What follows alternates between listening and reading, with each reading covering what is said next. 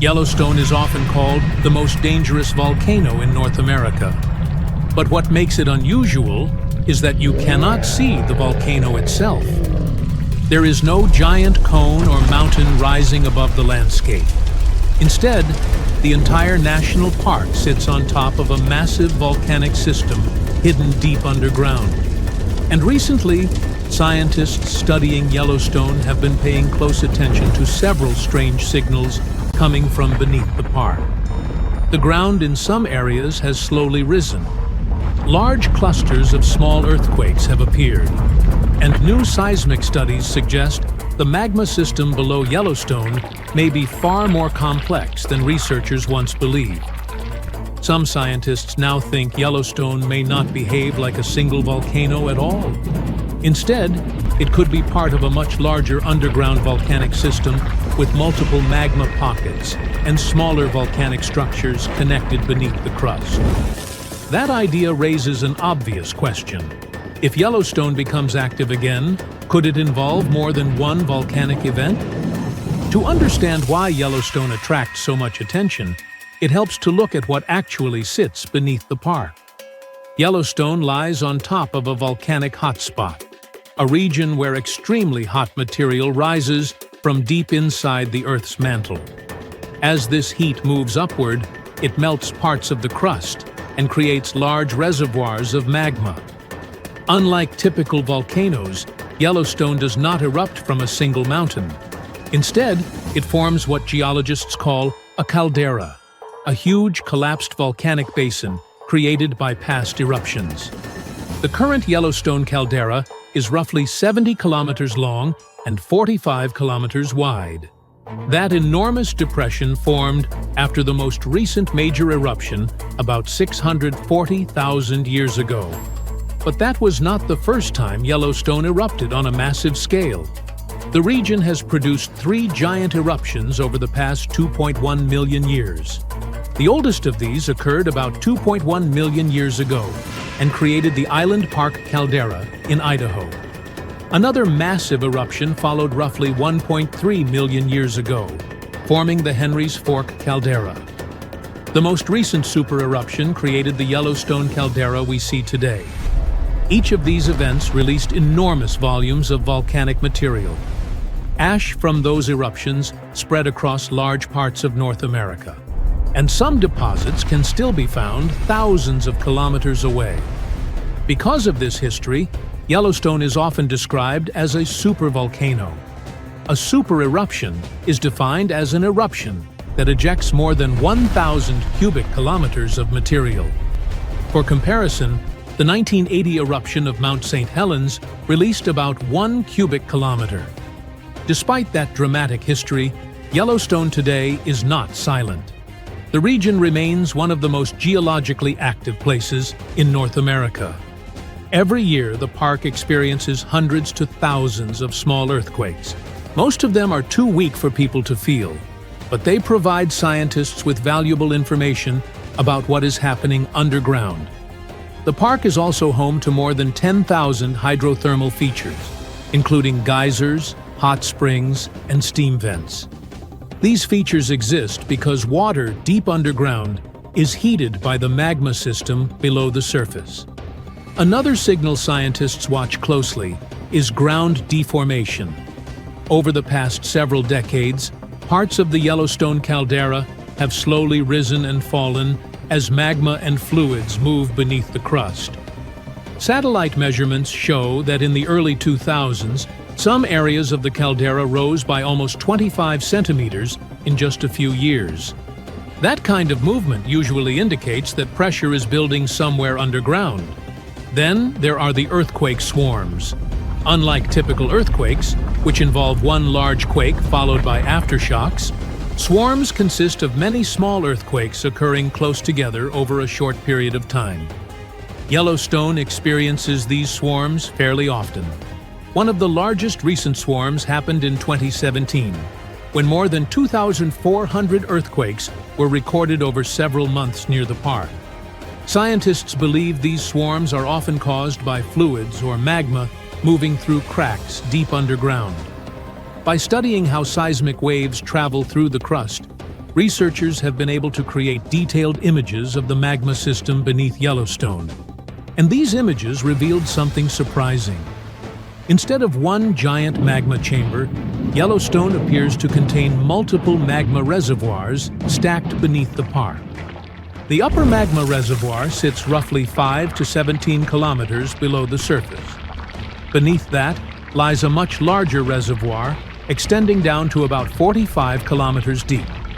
Together, these reservoirs form one of the largest volcanic magma systems ever detected beneath a continental volcano. However, the system is not a giant pool of liquid magma waiting to erupt. Studies suggest that only about 5 to 15% of the upper reservoir is actually molten rock. The rest is mostly solid rock heated to extremely high temperatures. That detail is important because for a large eruption to occur, scientists believe the magma chamber would need to contain 40 to 50% molten material. In other words, the system would have to undergo major changes before a supereruption becomes possible. But smaller events are a different story. Yellowstone is capable of producing hydrothermal explosions, which occur when superheated water trapped underground suddenly turns into steam. The rapid expansion can blast rock and debris hundreds of meters into the air.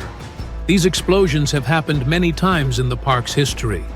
Some of them created craters hundreds of meters wide. One ancient hydrothermal explosion formed a crater nearly 2 kilometers across.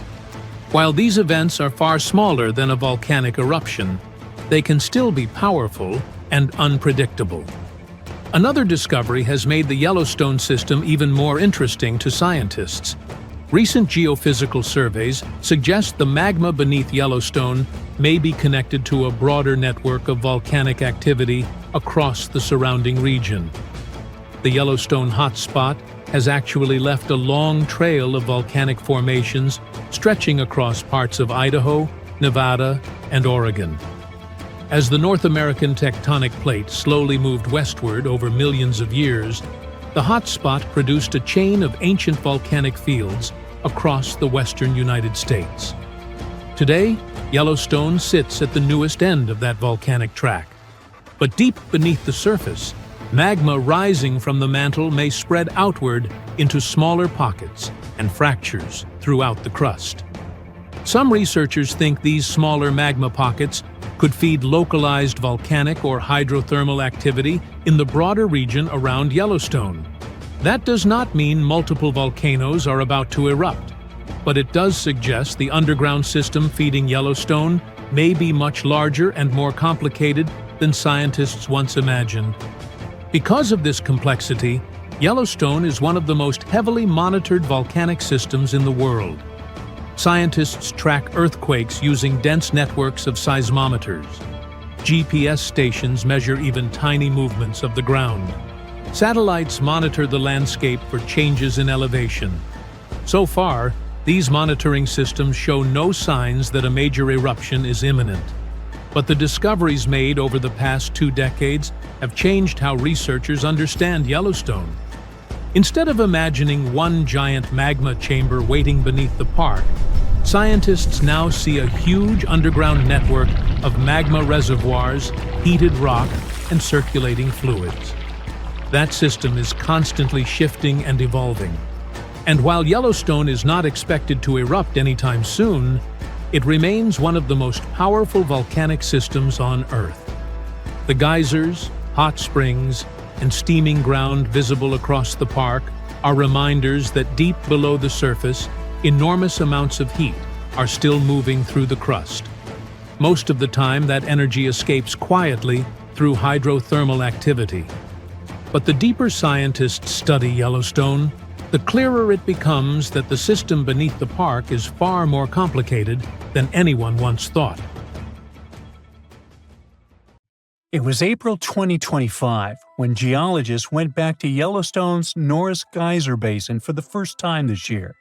And while doing their usual check, they realized that something was different this time. Where there used to be just a boring patch of ground, now there was a giant hole, about 13 feet wide, filled with weird, milky, light blue water. Everyone was terrified. Was it the sign that the Yellowstone supervolcano was ready to erupt? If so, it would be a worldwide disaster, the kind that destroys cities. According to the U.S. Geological Survey, if such an eruption occurred, the after effects would be felt all over the world. To start, the areas immediately surrounding Yellowstone would experience pyroclastic flows. That's the lava that erupts out of a volcano, including a high-density mix of volcanic gas, ash, pumice, and hot lava blocks. Those flows would destroy everything they touch, and an eruption of Yellowstone would send them into Wyoming, Idaho, and Montana. Areas further away from Yellowstone would escape the flows, but they would experience falling ash. It would come down heavily in the states closest to the epicenter. The ash would be especially dangerous for anyone breathing it in. The weight of the ash would also pose a serious threat. It would smother crops and collapse buildings as it piles up. Tragic consequences would be countless, but we'll talk about them later, because soon after the discovery, the weird pit surprised even experts. Geologists found rocks scattered everywhere. Some were about a foot across, and all of them were dusted with gray mud. This mud matched the walls of the new spring. It was like the place had simply exploded, but nobody had actually seen it happen. The team checked old satellite images to figure out when it appeared. In December 2024, the ground was totally normal. By January 6, 2025, a little dip had formed. And by February 13th, that water-filled hole was finally there. But the weird thing was that the sensors that usually pick up major hydrothermal explosions didn't detect anything. There was no giant blast or warning signs. Later, it turned out that this puzzling opening in the ground hadn't just popped up in one huge explosion. Instead, it formed from a bunch of smaller bursts over time. Little explosions first threw out rocks, then mud, and eventually created the pit. With time, it filled with silica-rich water. That was a huge relief for everyone. Yellowstone sits on a supervolcano, and its big explosions are a nightmare scenario. Luckily, this time, it was just a slow-building, small-scale explosion. It was dramatic, sure, but totally manageable. You see, Yellowstone National Park is full of geysers, hot springs, and all kinds of natural landscapes. But under the surface, things get incredibly intense, all because of the supervolcano. Now, supervolcanoes are often extremely large. They often have no cone at all, since they're typically the remains of gigantic magma chambers. Once, those chambers flared up, leaving behind a caldera. They're usually located over hotspots. It's no surprise that supervolcanoes can produce supereruptions, and when they do it, they blow more than 240 cubic miles of ash, molten rock, and hot gases up into the air. In other words, 4 supereruptions could fill the Grand Canyon to the brim. Supervolcanoes form when huge volumes of scorching hot magma escape from deep underground. This magma rises close to the surface but can't break through Earth's crust. So, a pressurized pool of bubbling magma gathers at a depth of only several miles. The pressure keeps growing because more and more magma is trying to get to the surface. And then, bang, a supereruption occurs. Now, back in 2015, researchers at the University of Utah mapped out the main magma chamber of the Yellowstone supervolcano and were shocked by its size. And then, they found another one below it. Together, these underground magma pools could hold enough molten rock to fill the Grand Canyon 11 times. All that magma pushes up on the ground above, which is why Yellowstone rises about an inch or two every year.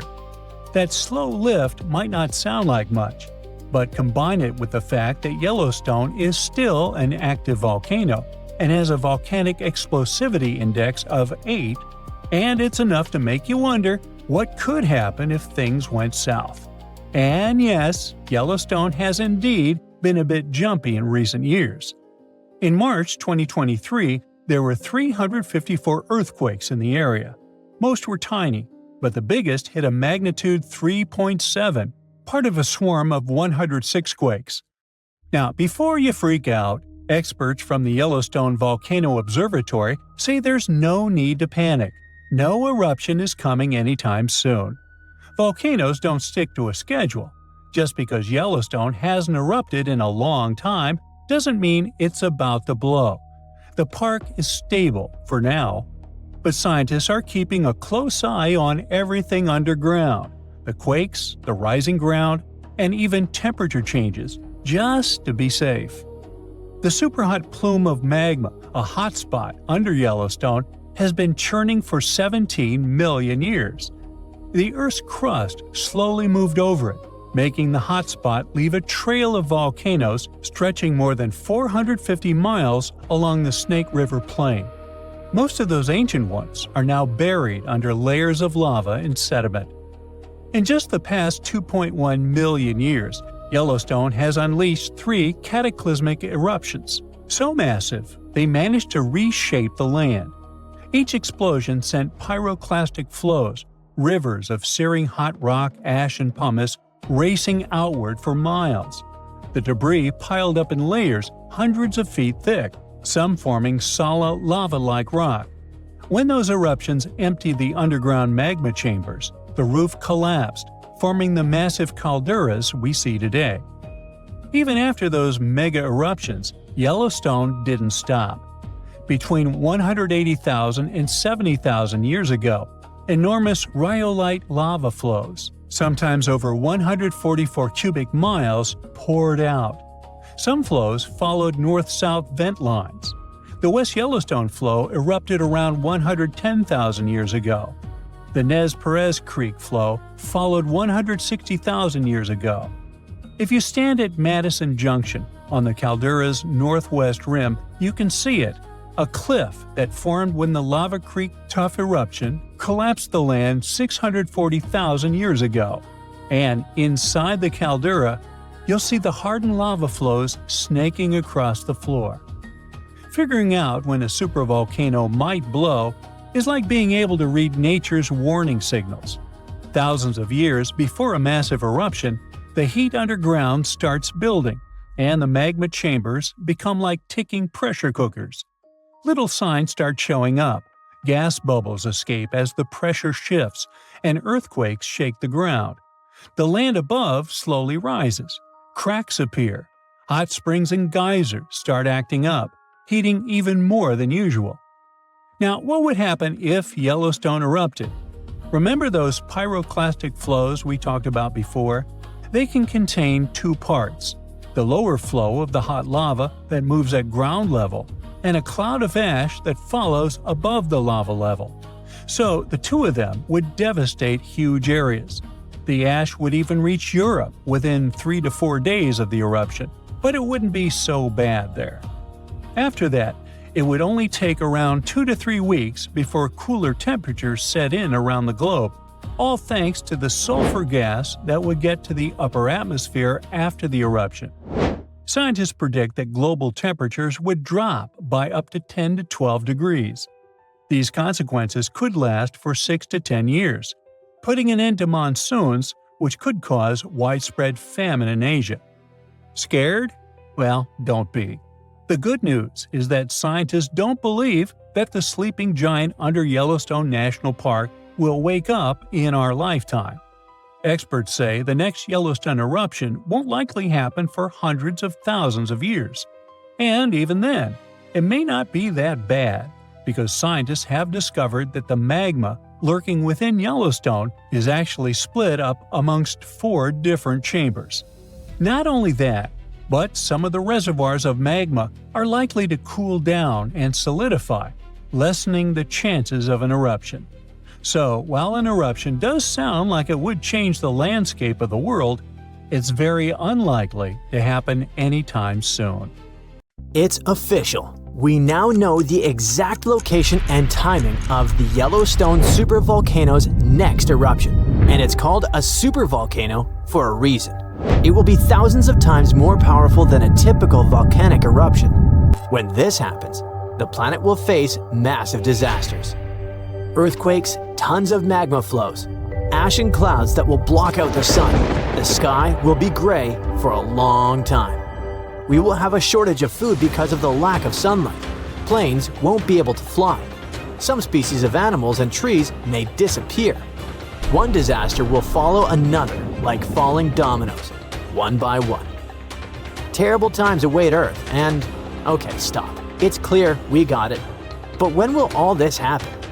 Don't worry, you won't be left without an answer. When ordinary volcanoes erupt, it's always a disaster, but only for those places that are located near the epicenter.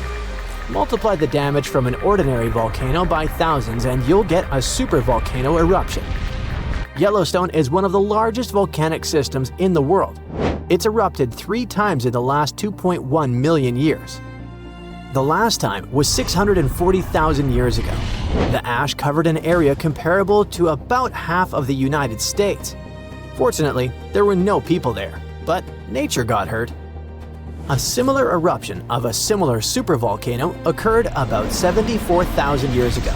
It was the Toba supervolcano in Indonesia that caused an apocalypse the human race barely managed to survive. According to some theories, only a few thousand people stayed alive at the time during the volcanic winter, but it's not confirmed. Since Yellowstone is a volcanic system located in a vast national park, it was important for scientists to find out exactly where the first spark would come from. They found out that Yellowstone's magma doesn't accumulate in one place, but hides in several separate underground reservoirs. The reservoir in the northeast of Yellowstone, next to a beautiful place called Sour Creek Dome, is the riskiest. Here, the red-hot magma comes into contact with the hot rocks of the mantle, which are located deep in the ground. Their high temperature keeps the magma in a liquid state. Imagine that you put a pot of hot milk on the stove. Nothing cools down, but only gets hotter, so the milk may soon begin to rise and flow out of the pan. The same thing is happening with the magma under Sour Creek Dome. Magma doesn't cool down there, and at some point it may start to come out. It'll be like a broken pipe from which a fountain of boiling water gushes. But how did scientists find out? The magma reservoirs are located at a depth of about 6 miles, and this whole area is incredibly hot. They used a special method called magnetotellurics. So, Earth's rotating core creates a magnetic field that surrounds our planet. Magma flows around the core, and it contains many magnetic minerals that also create magnetic fields. Scientists use special instruments that sense those fields emanating from the magma, like a metal detector senses lost jewelry on the beach. Using magnetotellurics, they scanned Yellowstone and discovered 4 large magma reservoirs. 3 of them emitted powerful electromagnetic waves, and in the 4th, which is in the northeast, they recorded a much stronger signal from the magnetic field. This is where the eruption is supposed to occur. But fortunately, it won't happen soon. Perhaps in tens of thousands of years, perhaps in hundreds. Phew, you can relax. No volcanic apocalypse is coming soon. But how do scientists know when this magma will start to erupt? Magma doesn't have a timer, and the volcano doesn't wake up with an alarm clock. So, magma flows inside the pores of solid rock. It resembles a dishwashing sponge with lots of small holes through which water passes. Magma penetrates these pores and fills them. For magma to start erupting outward, it must fill at least 40% of these pores. About 20% of them are filled now. But these hot rocks continue to heat the magma and keep it liquid, so it can flow between the pores. At some point, it will connect with other pools of the liquid magma and become a large stream that will rise to the top. How can we prevent this from happening? It seems that the solution here is to cool the balsam rocks, but it's impossible to do so. They are several miles deep, they are incandescent, and there are too many of them. And in any case, trying to cool a part of the Earth's core sounds like a very bad idea. All we can do is accept that nature has its own plans. If the eruption occurs in tens or hundreds of thousands of years, then perhaps humanity will find a way to solve this problem. If not, then we should prepare for the consequences. A huge global catastrophe starts with a massive, large-scale explosion. The erupting magma produces a gigantic amount of ash. A powerful burst of energy collapses the Earth's crust over the magma reservoir. This leads to the formation of a giant caldera. You've probably seen a huge crater in a volcano. So, this is the caldera. The natural disaster is so loud it deafens everyone who's nearby. The blast wave rises ash and pumice stone at a speed exceeding the speed of sound. Volcanic materials reach incredibly high altitudes in minutes. Then, this pillar of ash spreads and plunges a huge territory into darkness. The incandescent particles in the lower part fall under their own weight and heat the air around them. It's almost impossible to breathe. The red-hot pieces of pumice stone and ash set fire to the surroundings. All this hot mass turns into pyroclastic flows that destroy and burn everything in their path. Forests, houses, roads, everything turns into coal. No planes can fly there. Tiny particles can penetrate engines. Besides, it's impossible to see through such a dark gray, hot cloud. It's also dangerous to drive cars. Volcanic particles can burn tires. Luckily, thanks to seismic technologies, people have learned in advance about the eruption, so everybody has evacuated.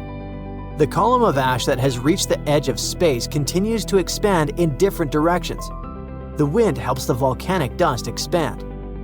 A giant umbrella-like cloud appears over the territory of Yellowstone. It's getting wider and wider and plunges a huge area into hot darkness. During the first 24 hours, ash falls on most of the United States and parts of Canada. It knocks out power lines, pollutes bodies of water, and destroys crops. Then, the rains begin. The water mixes with the ash and falls to the ground in the form of gray mud. And don't forget, it's also poisonous. The ash contains mercury, arsenic, and lead in large quantities. Such toxic masses poison rivers, lakes, land, and air. All this time, the volcano continues to erupt. The outbursts of magma, ash, and pumice can last for several weeks or even a month. And this is just the beginning. The ash soon begins to settle, but the sulfur dioxide released during the eruption spreads all over the atmosphere. This gas mixes with the atmospheric water vapor and forms an aerosol consisting of small particles. All this covers the planet like a veil. This cap makes it difficult for the sun's rays to pass through, which means it lowers the temperature of the Earth's surface. These events cause a sharp cooling of several degrees in the world. Farmers lose a huge amount of their crops. Food prices rise and economies collapse. There might be a famine all over the planet. Human civilization can plunge into chaos. In a few years, the temperature will start rising, but it will take at least a couple of decades to return to previous standards. What will become of humanity by that time? Of course, we will survive, but we'll have to rebuild our civilization. But don't be afraid. If nothing depends on us, let's just enjoy every day of life. Be grateful and help each other. Supporting and caring for each other even during the volcanic winter is a guarantee that humanity will survive. The latest supereruption of Yellowstone occurred 640,000 years ago, and it was long before Homo sapiens saw the light of day. But we were around during another, no less devastating natural disaster. This supereruption took place on the island of Sumatra around 74,000 years ago. That's when an erupting supervolcano wreaked havoc on huge territories, sending up plumes of debris and ash that spread for thousands of miles and caused temperatures on the planet to plummet. The effects of this supereruption were visible as far away as southern Africa. Experts believe they could have impacted early humans there. By the time the volcano erupted, our ancestors had already been using stone tools and had likely known how to produce yarn. And some specialists even think that the Toba supereruption was so powerful it could push our ancestors to the brink of extinction. They claim that Toba might be the largest volcanic eruption to occur on Earth within the last 2 million years.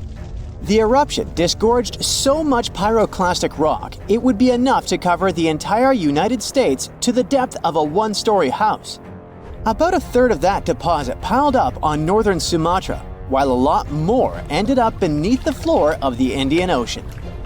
The supereruption left an elliptical crater lake around 60 miles long. The caldera is so large it's hard to feel that you're indeed in a volcano. Pumice deposits from the eruption remain in the canyon walls and go deep below the ground. There aren't many arguments about the amount of pumice and ash involved in this disaster. At the same time, experts aren't sure how much sulfur ended up in the atmosphere. Even some sulfur layers in the polar ice could be potential candidates, but so far, scientists haven't found any connection between them and Toba. But let's get back to the dramatic impact the supereruption had on early humans.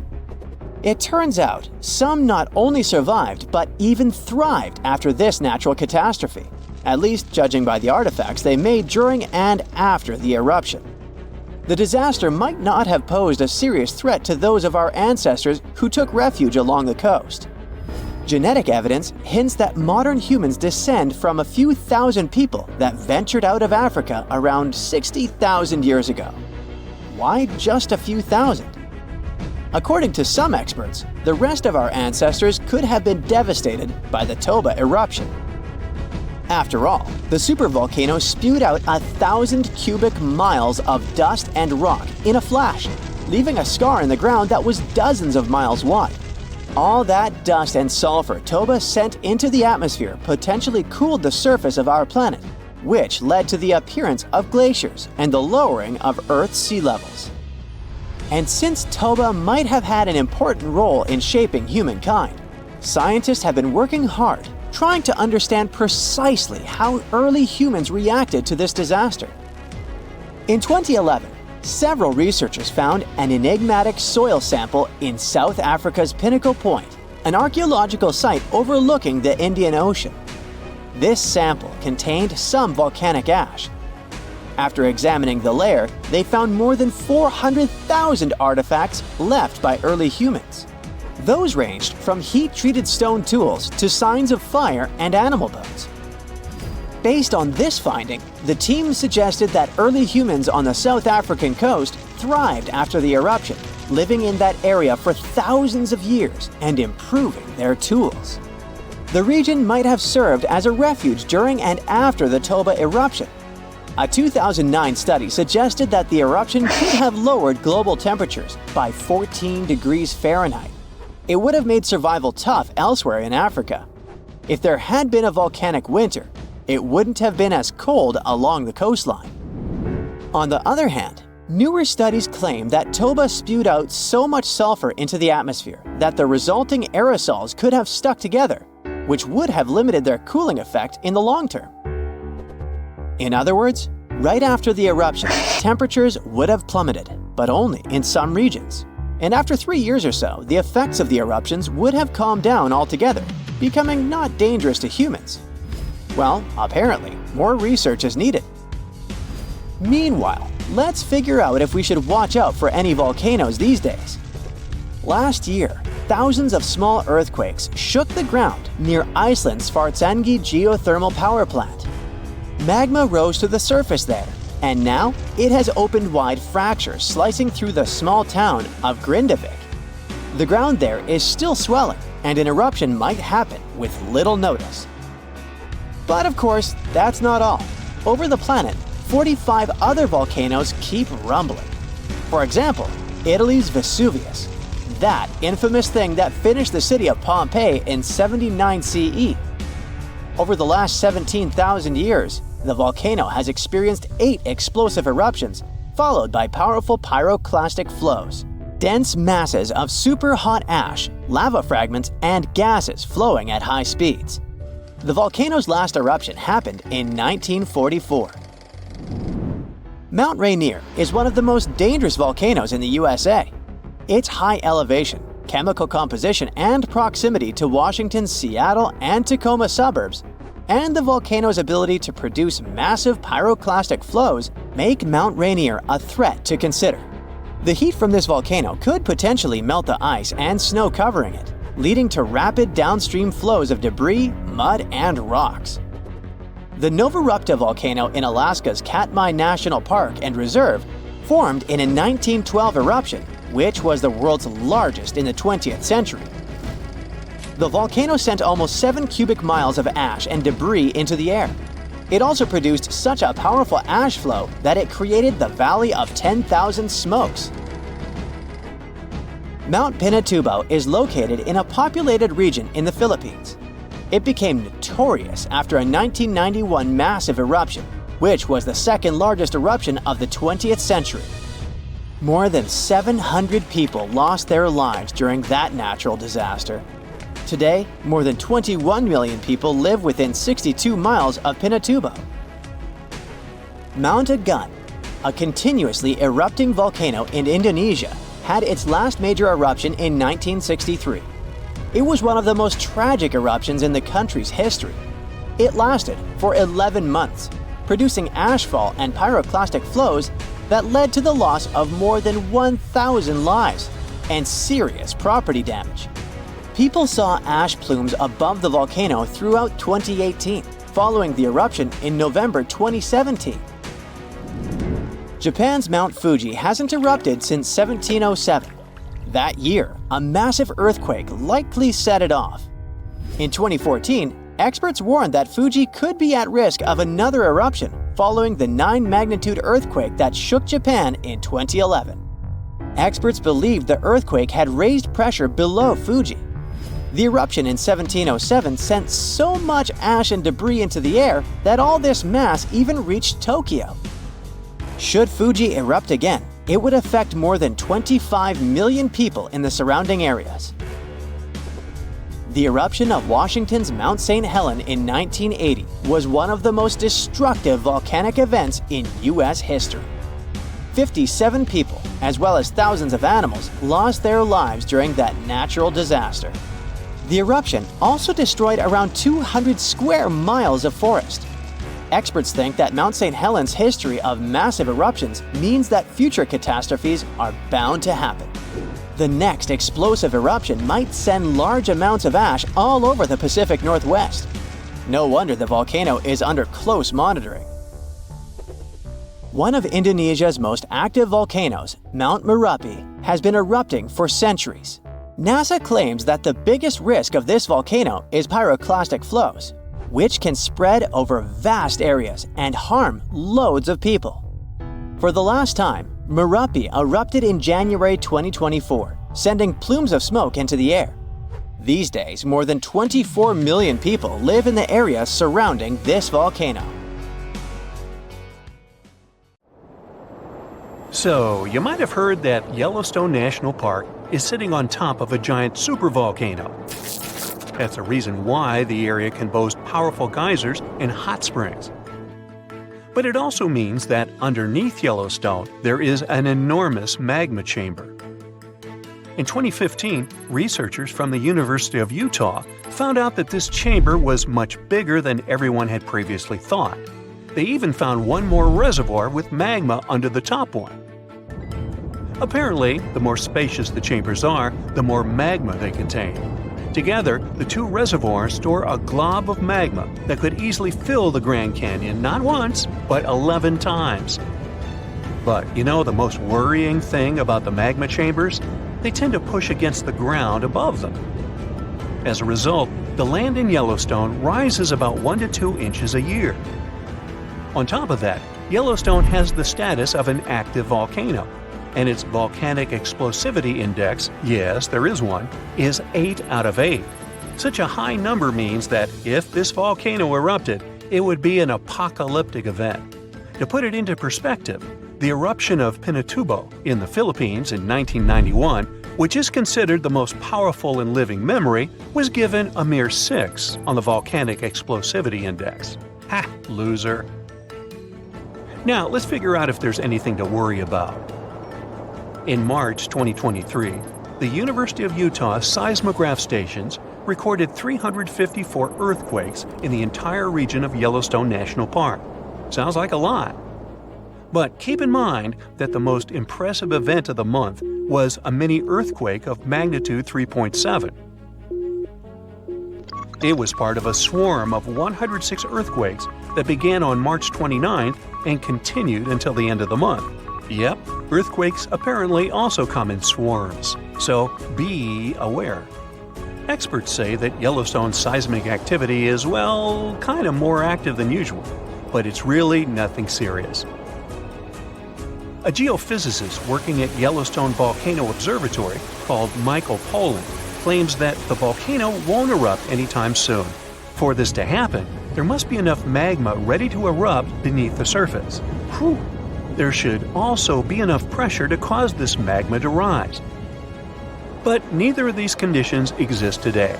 According to the expert, Yellowstone is stable now. At the same time, Pollan and his team are keeping track of all kinds of underground activity, looking for warning signs of possible eruptions. Some of them can be the frequency of earthquakes and ground deformation. Thousands of mini earthquakes, coupled with extreme changes in the surface of the ground in that area, can be alarming. The team also monitors the temperature of the park's thermal features. That's another noteworthy sign of a potential disaster.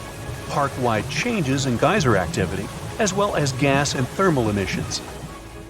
So, despite the media claims that Yellowstone is due to erupt soon because the last eruption happened 70,000 years ago, that's not how volcanoes work. Experts say that it's one of the most popular misconceptions about volcanoes. They don't follow timelines. If a supereruption did happen, though, the most worrying thing for us would not be the lava flows, and not an earthquake that would most likely accompany the natural disaster. No, the worst consequence of such a supereruption would be ash and ashfall. Let's have a look at what it was like when the Yellowstone volcano erupted many years ago. There have been at least 3 supereruptions in the history of the volcano. The most powerful of them was 2,500 times more devastating than the terrifying eruption of Mount St. Helens in Washington state in 1980. As for the most recent supereruption, it was dubbed the Lava Creek eruption. It formed the Yellowstone caldera after spewing out an insane amount of dust, volcanic ash, and rock into the air. Recently, scientists have also learned about 2 other previously unknown supereruptions that happened around 9 and 8.7 million years ago. The younger of the 2 is now considered to be the largest recorded event of the whole Snake River Yellowstone volcanic province. Anyway, let's have a look at what was going on all those millions of years ago. Because I wasn't around then, so we're all assuming this stuff based on evidence. The first signs of the disaster appeared long before the catastrophe broke out. For thousands of years, the heat had been welling up from within the planet's insides. It had been melting rock beneath the planet's crust and leaving behind huge chambers. They were filled with a pressurized mixture of semi-solid rock, magma, water vapor, and different gases, including carbon dioxide. All this scorching underground soup was expanding since more and more magma arrived with time. The land over the volcanic system was rising upward almost unnoticeably. A year before the supereruption, Yellowstone gave a warning, a burp maybe, but that long ago there was no one who could interpret these signals. Plus, those alarming processes were mostly going on underground. For example, decompression releases gas bubbles. While bursting, such bubbles can often power particular kinds of eruptions. Months before the eruption, small-scale earthquakes became more frequent and more intense. The ground in many spots all over the supervolcano got hotter than it used to be. Surface lakes and groundwater also became warmer. If people had been around at that time, they would have noticed unusual steam fogging in that area. Not long before the eruption started, the growing pressure pushed the ground over the magma chamber up. This created a dome-shaped uplift. Narrow cracks started to open along the edges of this dome. Imagine opening a bottle of soda after you've shaken it. Something like that was happening near the volcano. Think Mentos and Diet Coke. The pressure was released through the fractures when gases were bursting out from under the surface. So right before the disaster, the ground around the Yellowstone volcano lifted. Geothermal pools and geysers heated up to boiling temperatures and got more acidic than usual. The magma started to rise toward the surface. At one point, the rock roof of the magma chamber couldn't resist anymore, and the eruption kicked off. Small but constant tremors began to move the ground days before the catastrophe. But the real shaking didn't start until several minutes before the eruption. With a deafening roar, a massive column of lava and ash hurled up into the air. Within several minutes, a pyroclastic flow rushed across the area at a hurricane-force speed. Such a flow is a liquid mixture of half-solid lava pieces, volcanic ash, and hot, expanding gases. It looked like an extremely hot, toxic snow avalanche. With a temperature of about 1,300 degrees, it was burning everything in its path. The volcano kept pumping ash for days on end. For all living creatures, ash fallout was one of the most dangerous consequences of the eruption. Volcanic ash turns into glassy cement within seconds of being inhaled. Most animals didn't have a chance to survive.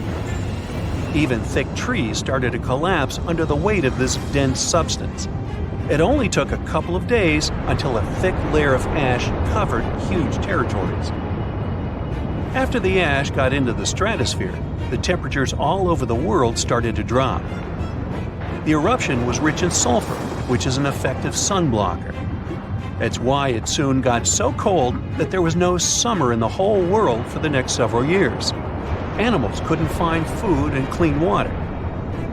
This natural disaster, called the Gray's Landing supereruption, was colossal. That's how researchers described it in their recent studies. It affected a huge territory.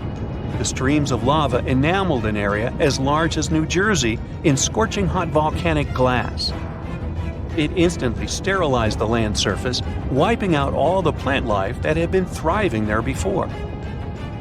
Now, if such an eruption were to happen these days, it would cover Colorado, Utah, and Wyoming with almost 3 feet of toxic volcanic ash. Many regions would be plunged into darkness. Even the coast, where most Americans live, would experience problems with the spread of the ash cloud.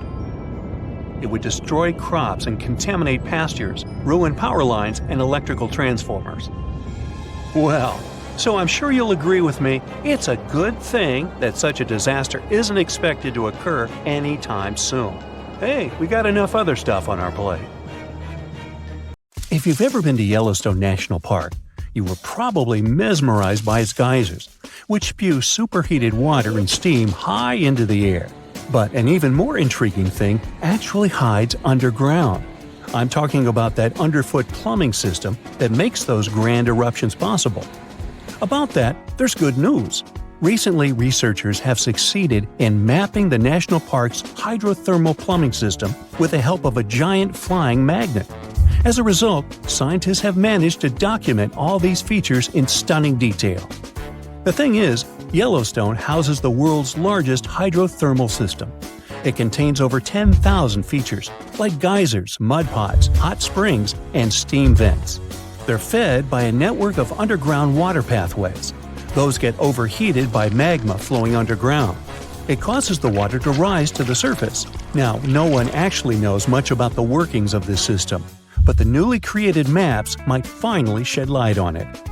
Experts explain that their knowledge of Yellowstone has a subsurface gap. That's why it's often called a mystery sandwich. Scientists know quite a lot about the features on the surface because they can observe them directly. And they know what's going on in the magmatic and tectonic system several miles below the surface. But they haven't figured out what's happening in the middle yet. So, I must tell you about that giant flying magnet used for research. It's known as SkyTem. It was attached to a helicopter and flown over Yellowstone several hundred times, scanning the ground below. The magnet is made up of an 82-foot wide charged wire loop. Its main task is to generate a strong electromagnetic field. And since different kinds of material, like water or rock, respond to this field differently, scientists managed to create a few subsurface maps for the first time ever.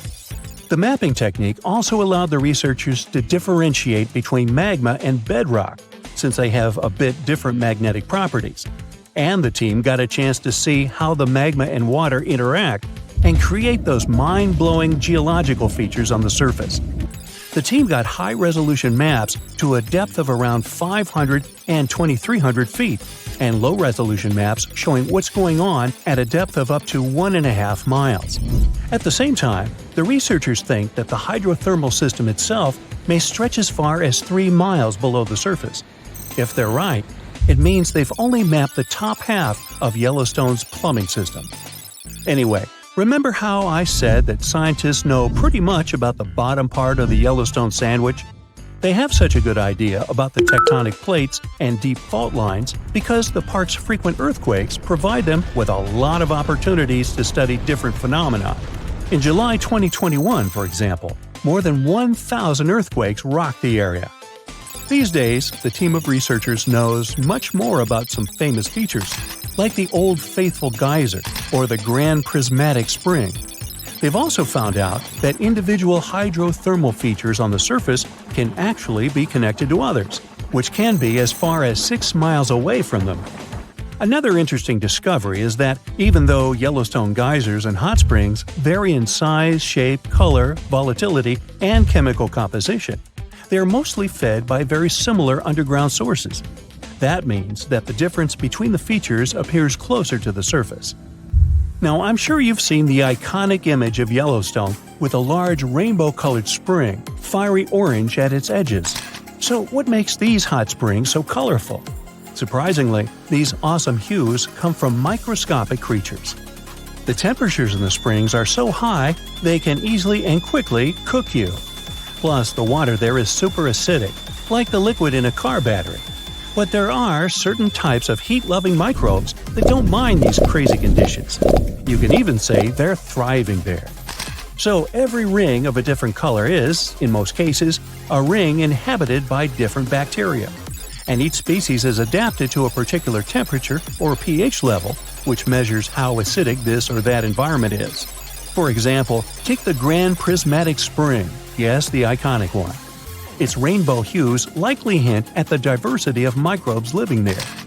So, starting from the center of the hot spring, you can see a beautiful aquamarine color there.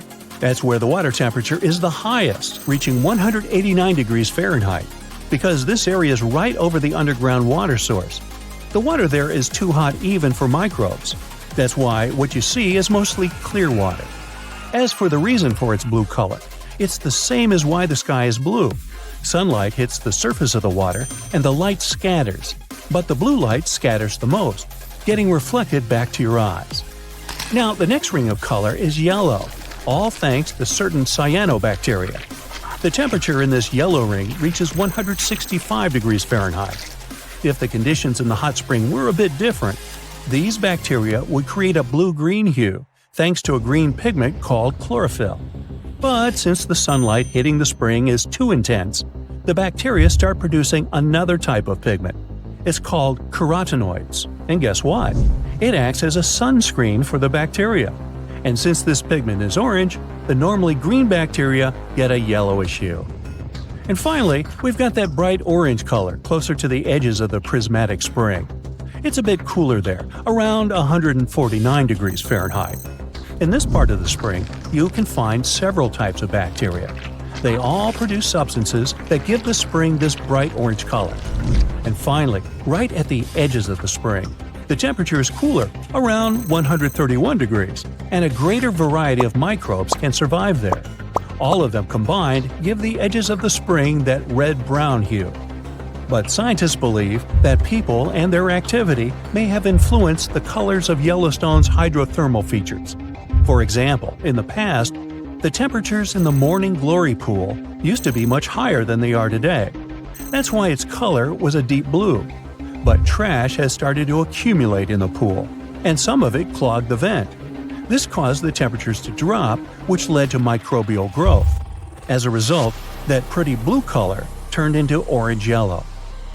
As for Yellowstone's geysers, the most famous one is called Old Faithful. It got this name at the end of the 19th century because of how regular its eruptions were. This geyser is more active than the others, erupting about 20 times a day. Each of these magnificent events lasts from 1 to 5 minutes, and the fountain of steaming water can reach a height of 180 feet.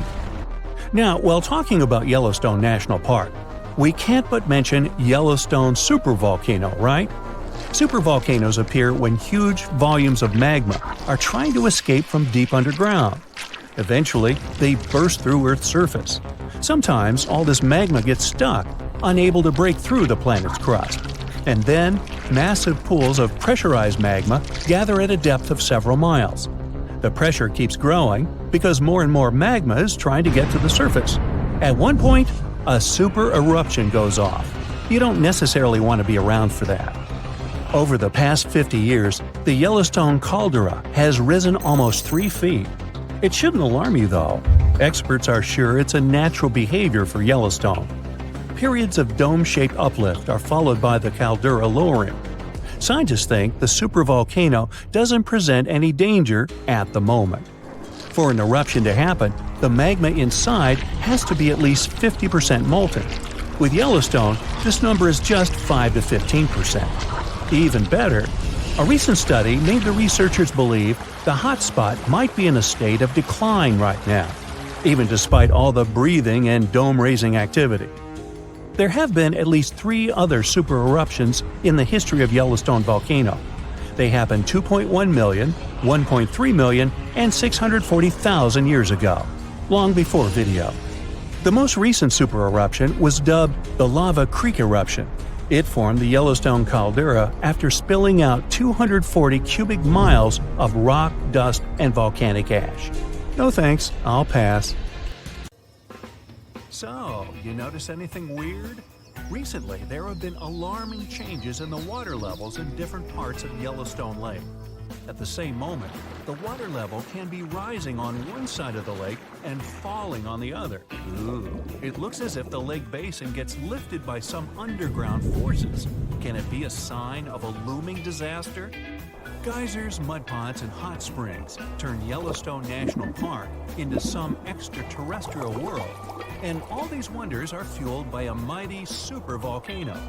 Supervolcanoes produce supereruptions. When it happens, they launch more than 240 cubic miles of ash, molten rock, and hot gases up into the air. To make it easier to imagine, 4 supereruptions could fill the Grand Canyon to the brim. The Yellowstone giant was thought to be responsible for at least 3 enormous eruptions and countless smaller ones. In that region, the volcanic deposits are scattered over tens of thousands of miles. Scientists believe they had been created by many weak eruptions. But after doing more research, experts found out these deposits had been left by 2 previously unknown supereruptions. Those probably took place about 9 and 8.7 million years ago. This discovery means that the area around the Yellowstone volcano used to face a supereruption every 500,000 years. But over the last 3 million years, the hotspot has seen only 2 supereruptions. It makes scientists believe these catastrophic events are slowing down, or just maybe one is overdue. Anyway, if the Yellowstone supervolcano went off with as much power as it had 2.1 million years ago, it would spit out more than 588 cubic miles of boiling lava. That's more than 4,500 times the volume of Sydney Harbor. That's a lot of lava. Whether it's likely to happen or not is another question. There's no doubt that something is going on with the volcano. The water level changes in Yellowstone Lake mean the caldera is lifting under the surface. And the caldera is what's left over after a volcano erupts and then collapses.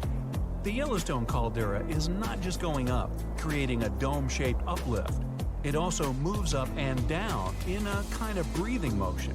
It might be because the magma is seeping into the crust, or because this magma is heating up the Yellowstone hydrothermal system, making it expand and raise the crust. Yellowstone has the status of an active volcano. Its volcanic explosivity index is 8 out of 10. Such a high number means that if this volcano erupted, it would be an apocalyptic event. Right before the disaster, the ground around the national park would lift. Geothermal pools and geysers would heat up to boiling temperatures and get more acidic than usual. The magma would start to rise toward the surface. At some point, the rock roof of the magma chamber wouldn't be able to resist anymore, and the explosion would kick off. A massive column of lava and ash would shoot up to a height of over 16 miles. After that, the volcano would keep pumping ash for days on end. The mixture of lava, ash, and gas would be hotter than 1800 degrees Fahrenheit. It would travel through the area at a speed of 300 miles per hour, faster than a racing car. The air near the center of the eruption would heat up to 570 degrees Fahrenheit. One of the most dangerous consequences would be ash fallout. Volcanic ash can turn into glassy cement within seconds after being inhaled and getting in the lungs. People and animals would have problems with breathing. Okay, so that's an understatement, just so you know. Buildings would start to collapse under the weight of this dense substance. It would take just several days until a 10-foot layer of ash covered the territory of about 50 miles around the center of the eruption. After the ash got into the stratosphere, the temperatures all over the world would start to drop. If the eruption was rich in sulfur, an effective sunblocker, it would get so cold there would be no summer in the entire world for the next several years. The monsoon seasons would change. Agriculture would face serious problems. There would be issues with food supplies. Over the past 50 years, the Yellowstone caldera has risen almost 2 feet. It shouldn't alarm you, though. Experts are sure it's a natural behavior for Yellowstone. Periods of dome-shaped uplift are followed by the caldera lowering. Scientists think the supervolcano doesn't present any danger at the moment. For an eruption to happen, the magma inside has to be at least 50% molten. With Yellowstone, this number is just 5 to 15%. The probability of the eruption is 1 in 730,000. Safe to say, it's a long shot. Even better, a recent study made the researchers believe the hotspot might be in a state of decline right now, even despite all the breathing and dome-raising activity. Still, there have been tons of discussions about what people could do to prevent the disastrous supereruption from happening. And the most popular and seemingly effective idea was to cool the Yellowstone supervolcano down. Unfortunately, there's a catch. The volcano leaks out only 70% of the heat which comes from its magma-filled chambers, but the rest of the heat stays inside. As soon as it reaches a particular threshold, the volcano erupts. If it was possible to extract at least 35% of the Yellowstone volcano's heat, the eruption could be avoided. The cooler the magma is, the thicker and stickier it gets. It stops being so fluid and doesn't try to get out to the surface anymore. After considering these facts, NASA scientists came up with a plan. They suggested drilling a 6 miles deep well and pumping down cold, pressurized water. The temperature of the water that would get back to the surface would be approximately 662 degrees Fahrenheit.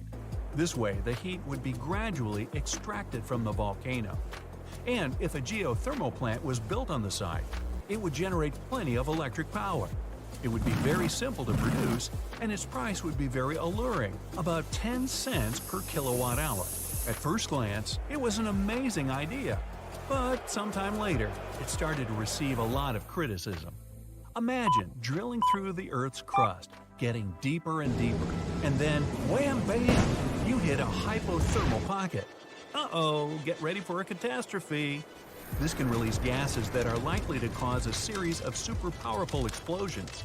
In the worst-case scenario, it may even trigger a full-scale volcanic eruption. Now, you already know about its catastrophic outcomes, from fountains of lava and avalanches of molten rocks to climate changes all over the globe. Yeah, not good. Or let's say you're drilling a well to deliver cold water to the volcano, and then you suddenly hit its magma chamber. In this case, instead of cooling the giant down, you'll make the top of the magma chamber much more fragile than it used to be. And the whole construction will be at risk of collapsing at any moment. And don't forget that your drilling may also release toxic gases. They often accumulate at the top of the reservoir with magma. Can it get any worse? Well, yes it can. The whole process would stretch for more than 16,000 years. This method is too risky to cool the volcano down as fast as people would probably want. And scientists aren't even 100% sure that when the cooling system construction is finished, the volcano will stay cold for at least another 100 years.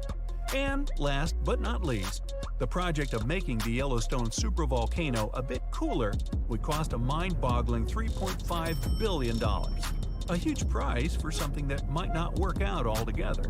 Oh, by the way, Yellowstone isn't the only volcano that has a lava dome that's lifting at the moment. Lava domes are created when magma gets to the surface and then gathers around the vent. Scientists have found one of those inside an underwater volcano in Japan. This dome is more than 2,000 feet high and more than 6 miles wide. Even though the Japanese supervolcano seems to be sleeping, experts don't let their guard down. A volcanic system can go from being calm and docile to teetering on the edge of an eruption in the blink of an eye. Another massive dome is growing in the central Andes, on top of the planet's largest active magma store. The Altiplano Puna Plateau, well, there's a tongue twister, and where the dome was found, is the second highest plateau in the world, and the dome itself is more than half a mile tall. You might wonder how come experts have known nothing about this enormous uplift until recently. The answer is simple. It was hidden within the plateau. It's an arid region littered with volcanoes, and it stretches for thousands of miles. Yep, another case of hiding in plain sight. It happened around 8.7 million years ago. All of a sudden, vast grasslands started to open. Clouds of volcanic gas and ash covered the sky. Flows of lava streamed down the hills and across the plains. Within minutes, black volcanic glass started to rain from above, wiping out animals, crushing plants. It didn't take long before the land caved in, opening giant pits filled with red-hot magma. It was the greatest eruption of the Yellowstone supervolcano. This giant, which is actually one of the largest active volcanic systems on the planet, wasn't named supervolcano for nothing. Spreading deep underground and extending for hundreds of miles, supervolcanoes are complicated structures. Experts are still unsure what processes can trigger these fire-breathing monsters and lead to supereruptions. When it happens, more than 240 cubic miles of ash, molten rock, and hot gases get hurled up into the air. 4 supereruptions would be enough to fill the Grand Canyon to the brim. Volcanoes create mountains, but supervolcanoes wipe them off the face of the earth. They change climates and ecosystems. Thankfully, these disastrous events don't happen more often than every 50,000 years or so. Supervolcanoes appear when huge volumes of magma are trying to escape from deep underground and burst through the Earth's surface. Usually, all this magma gets stuck, unable to break through the planet's crust. Large pools of pressurized bubbling magma gather at a depth of several miles. The pressure keeps growing since more and more magma is trying to get to the surface. And then, wham, bam, a supereruption goes off.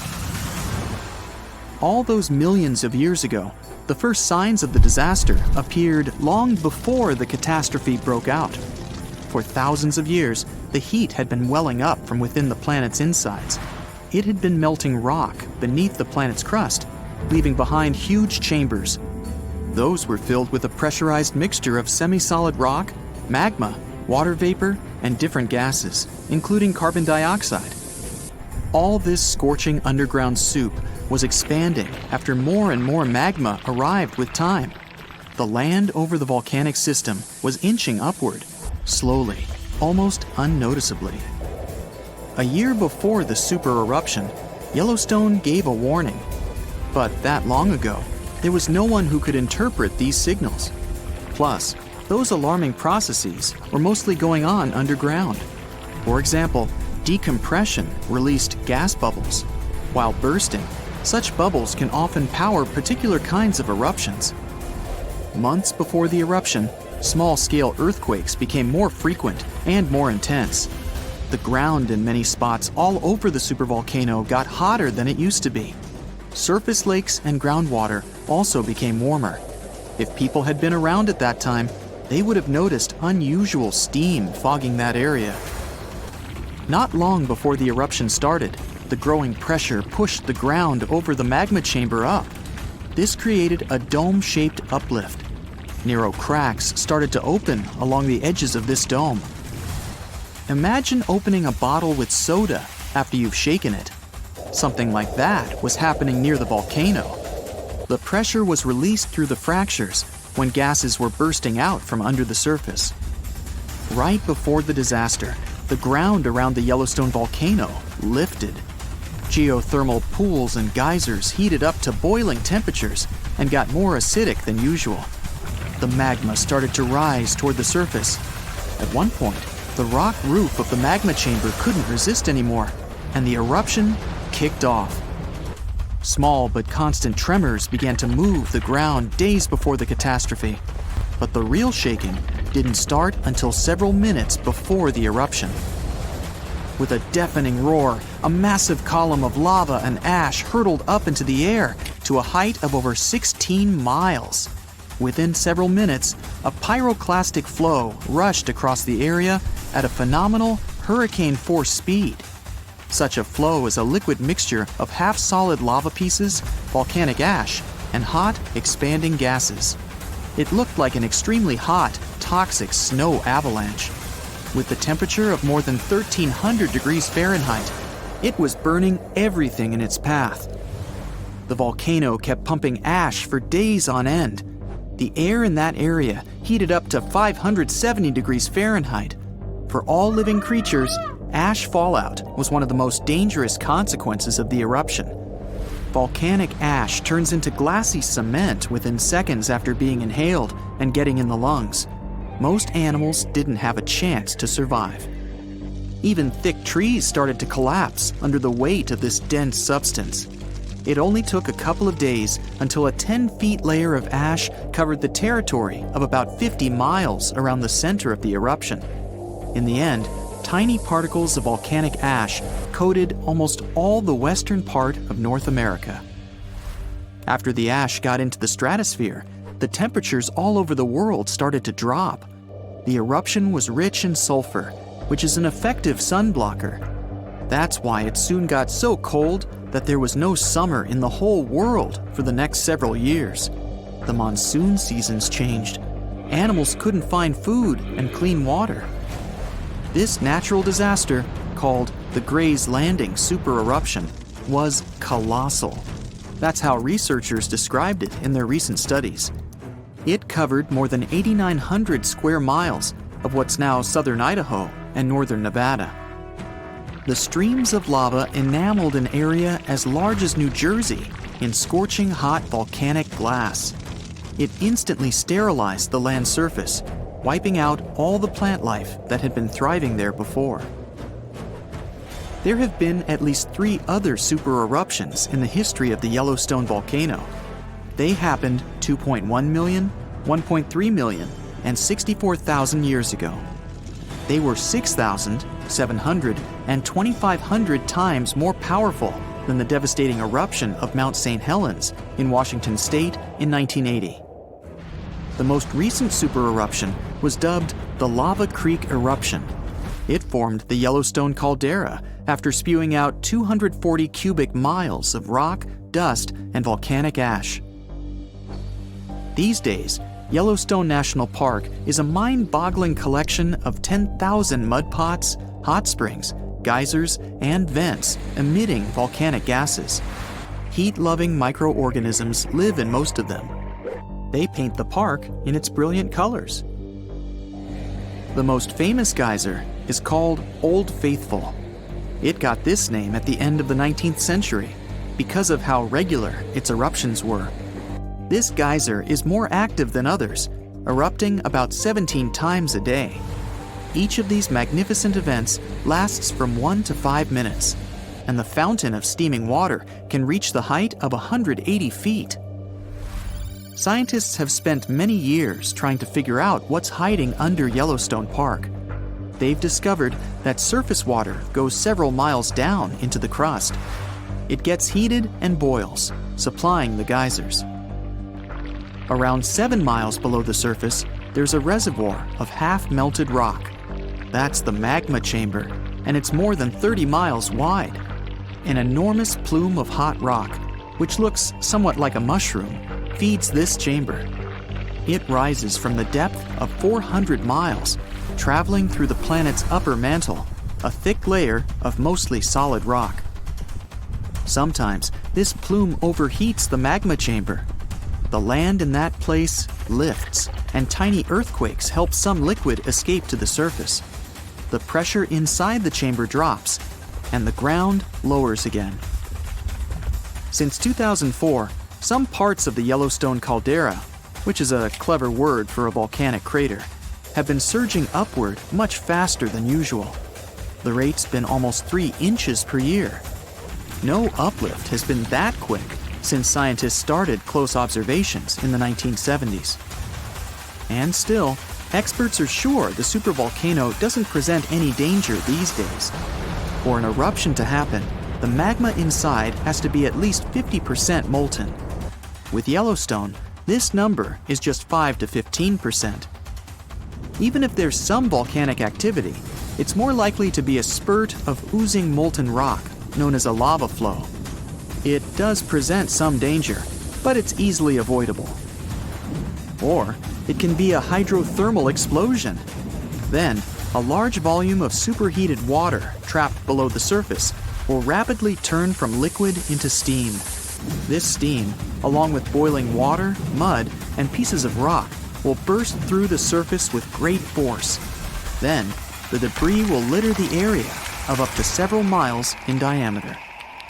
For 70,000 years, Taftton volcano successfully convinced everyone it was extinct, but new satellite images show that its summit is rising, like something inside is stretching it, rolling it over, and cracking its neck after the world's longest nap. Scientists aren't too happy about it, so let's see if you have a reason to be worried too. Volcanoes can wake up when earthquakes shake them awake or storms mess with underground water. But scientists checked. There weren't any big earthquakes or heavy rains in southeastern Iran, where it sits. So it must be gas or magma pressure that's moving Taftton. It's like a sealed soda can heating up from the inside. Before you even hear a hiss, the pressure is building silently, waiting for a weakness. That's why Taftton's movement is such a big red flag. Pressure changes mean new internal activity. Plus, the source of pressure below its surface is at just around 1,600 to 2,070 feet deep. And that's not a lot for a volcano. When the source of pressure sits that close to daylight, it can set off small explosions from steam or gas, even if no lava ever touches the surface. This type of explosion, called phreatic, happens when water underground gets so hot so fast that it blows up like a giant pressure cooker. In Hollywood movies, volcanic eruptions always look like rivers of lava chasing people down the street. But steam-driven explosions are different, sneaky, and unpredictable. One minute everything looks calm, and the next minute rocks and superheated steam blast into the air like Earth sneezed with the power of a jet engine. For Taftton, this is exactly the scenario scientists are afraid of. You don't need flowing lava to cause destruction. A steam-driven explosion can launch boulders the size of cars and shoot ash clouds thousands of feet up. Even if you don't live anywhere near Iran, Taftton isn't just a local issue. Volcanoes breathe out gases that travel with the wind, and Taftton produces sulfur-heavy emissions when it's active. Sulfur dioxide doesn't just smell bad, but messes with air quality, irritates lungs, and reacts in the atmosphere to form particles that can dim sunlight and cool temperatures. That means neighboring countries might feel the effects even if they never see the volcano. And if a phreatic explosion blasts ash high enough, it could drift into international flight paths like volcanic confetti nobody asked for. Even smaller eruptions can have ripple effects. Remember that time a volcano in Iceland with a name I won't ever pronounce correctly blew up in 2010? It disrupted all the air travel across the Atlantic, And in our case, a modest ash plume drifting into major air corridors could ground flights across the Middle East, South Asia, and beyond. You know, gas emissions don't respect borders. They drift, mix, and settle wherever the wind decides to drop them. Alright, all this sounds pretty creepy, but with all the modern sensors, scientists should find out about an eruption in advance, right? Not really. As Taftton sits in a really remote region, setting up monitoring stations there is tricky, expensive, and frankly, was never a priority because everyone assumed the volcano was done for. So right now, satellites, not ground instruments, are doing most of the work. Satellites see the big picture, but instruments on the mountain add detail.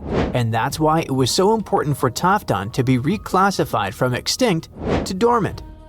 Because dormant volcanoes need eyes on them 24/7. When a volcano is labeled extinct, countries don't invest in evacuation plans, hazard maps, or monitoring equipment. Changing Taftton's status forced everyone, from local officials to global scientists, to admit it can cause trouble. And that means preparing for ashfall, gas emissions, sudden eruptions, and the long-term questions. Questions like, what if this awakening isn't temporary? What if this is the beginning of a whole new activity cycle? Long-term, Taftton might settle down again, or it might be entering a period of renewed activity. Volcanoes don't run on human timelines.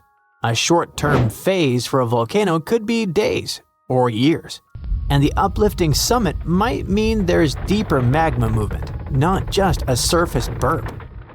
It has gone up by about 3.5 inches over 10 months between July 2023 and May 2024. And a mountain rising is like Earth inhaling. And if Earth inhales too deeply, it eventually exhales. And in volcanic terms, that exhale is nothing good. Right now, Taftton is breathing in, and nobody knows when it plans to breathe out. This already sounds like too much drama, but there's more where it came from. Some of the biggest, angriest supervolcanoes on Earth are starting to wake up. When one of these monsters erupts, the whole planet feels it, even people living thousands of miles away. Scientists worry because a supereruption could move faster than our ability to prepare food, evacuate cities, or deal with the chaos afterward. That's what makes supervolcanoes so scary. Not just the explosion, but how little time we might have to react. If you live near Naples, you already know at least one supervolcano and how it acts. Streets crack, steam leaks from the earth, the harbor fills with sediment, and swarms of small earthquakes rattle windows like underground thunder. All of that comes from Campi Flegrei, a massive supervolcano caldera that last erupted in 1538. For years, scientists read these signals as classic warnings of magma rising.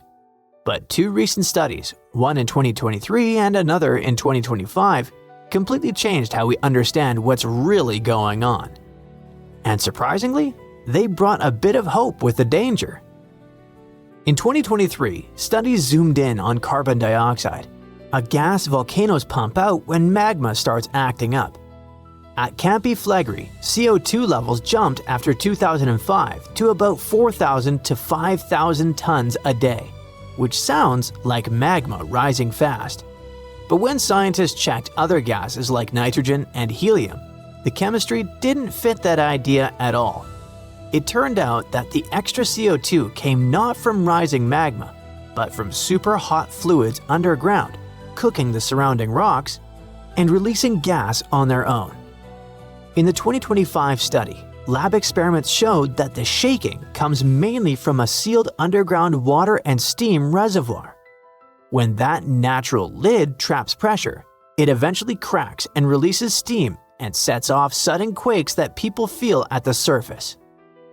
That idea also explains something that always confused scientists. The earthquakes usually start close to the surface and then move deeper, which is the opposite of what rising magma would do. After the strongest shaking, the ground often sinks a little, like a balloon slowly deflating after you let some air out. None of this means Campi Flegrei is suddenly safe though. Magma still sits deep underground, and steam-driven explosions can still blast out rocks, ash, and scorching gas without any lava warning you first. What's really changed is how scientists think about the danger. Just watching and waiting isn't enough anymore. If humanity only had 12 months of warning before a supervolcano eruption, we'd struggle badly. Stockpiling food, relocating people, keeping supply chains alive. It would all feel almost impossible. But don't freak out yet, because supervolcano eruptions are extremely rare. The last one happened about 26,500 years ago in New Zealand. On average, scientists think a supereruption happens roughly once every 100,000 years, but Earth doesn't follow neat schedules like a calendar. Sometimes these eruptions cluster closer together, and then the planet stays quiet for a long time. Two massive supereruptions shook the planet within the last 100,000 years. About 74,000 years ago, Indonesia's Toba volcano blew up with such force that it blasted ash across Asia, lowered the temperatures around the world, and may have pushed early humans to the brink of extinction. Then, around 26,500 years ago, New Zealand's Taupo volcano unleashed an eruption, covering huge areas in ash and reshaping the landscape we see today. There's always a chance another supereruption could arrive earlier than we expect. That uncertainty is what keeps scientists awake at night. New Zealand's most active and dangerous volcano is erupting again, reminding everyone of its power. This time, ash from the White Island volcano has drifted across flight paths, sparking concern and forcing airports to cancel flights. Locals know all too well that this volcano should never be underestimated. The current eruption comes just a few years after a catastrophic explosion claimed the lives of tourists and guides who were on the island.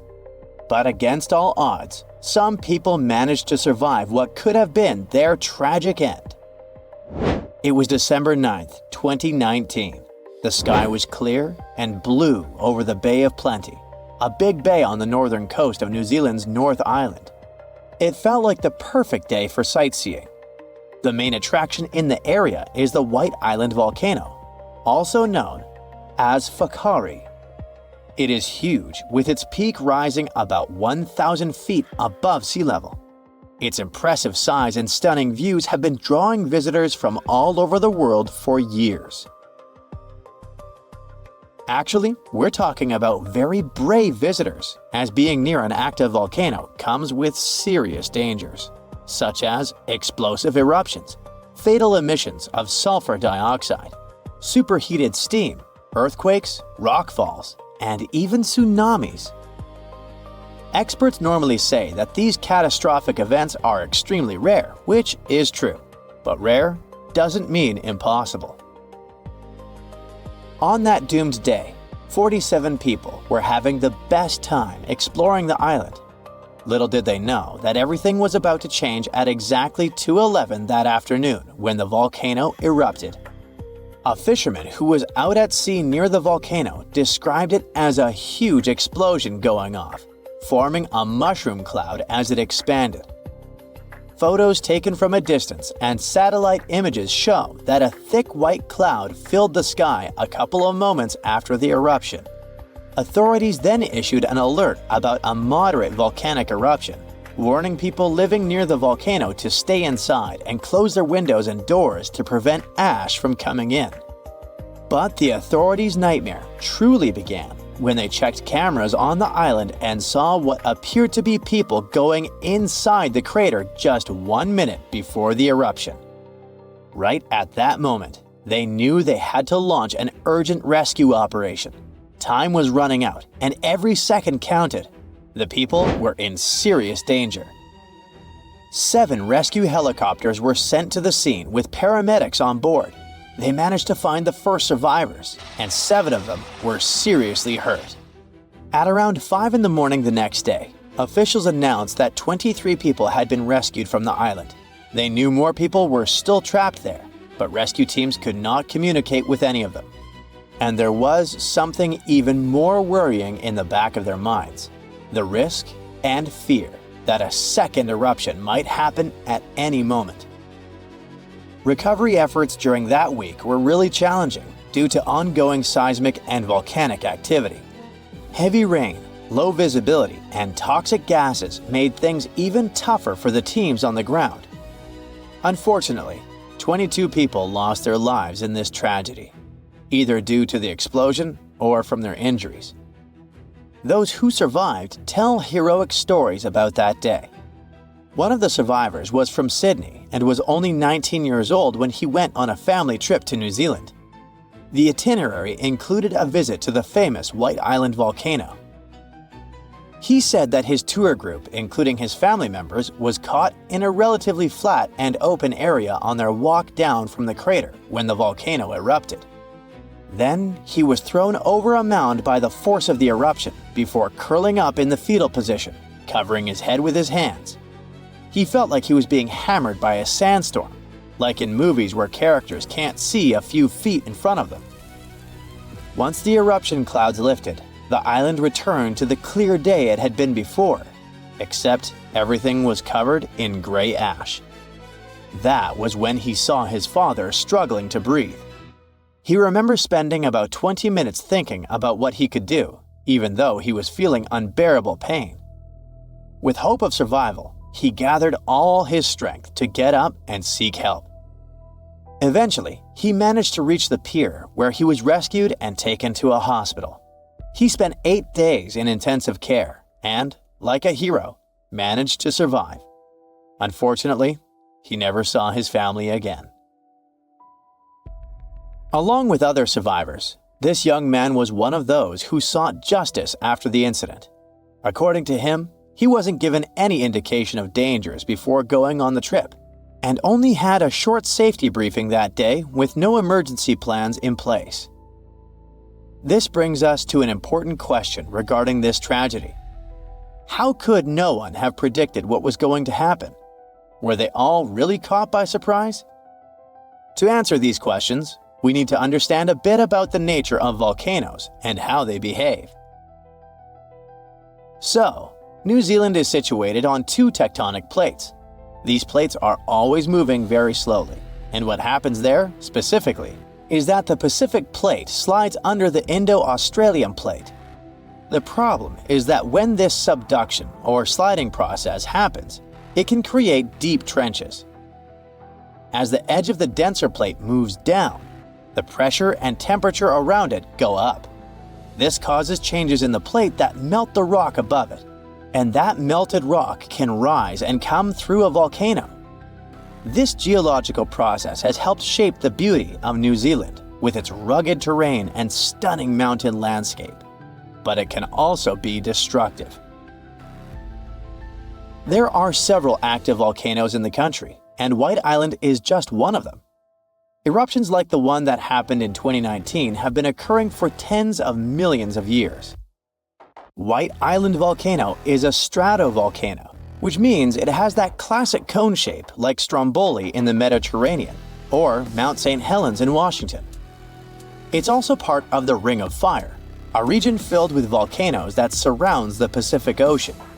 What makes this area so dangerous is the molten rock or magma hiding underneath these volcanoes. This magma is usually thick and filled with gas, which can lead to powerful and explosive eruptions. According to specialists, the eruption on White Island was likely a steam eruption. Stratovolcanoes often have many cracks that let water in. When this water meets hot magma, it turns into superheated steam that usually escapes through vents. If these vents get blocked, pressure builds up, which can lead to an explosive eruption that blasts steam, hot ash, and rock into the air. The thing with steam eruptions is that they're considered relatively small eruptions, but still fatal if you get too close. And it's precisely because they're small that they become very hard to predict. They can strike without warning, catching everyone off guard and turning a seemingly calm day into a life-threatening situation in an instant. So, about that day in 2019.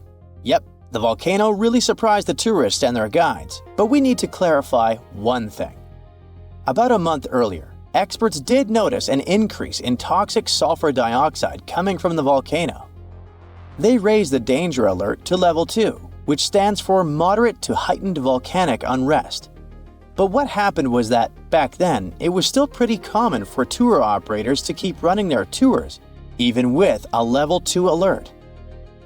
Unfortunately, the country learned the hard way that volcano tourism can be really dangerous, and White Island has been off limits since then. I mean, you can't get too close anymore, going there by boat or helicopter.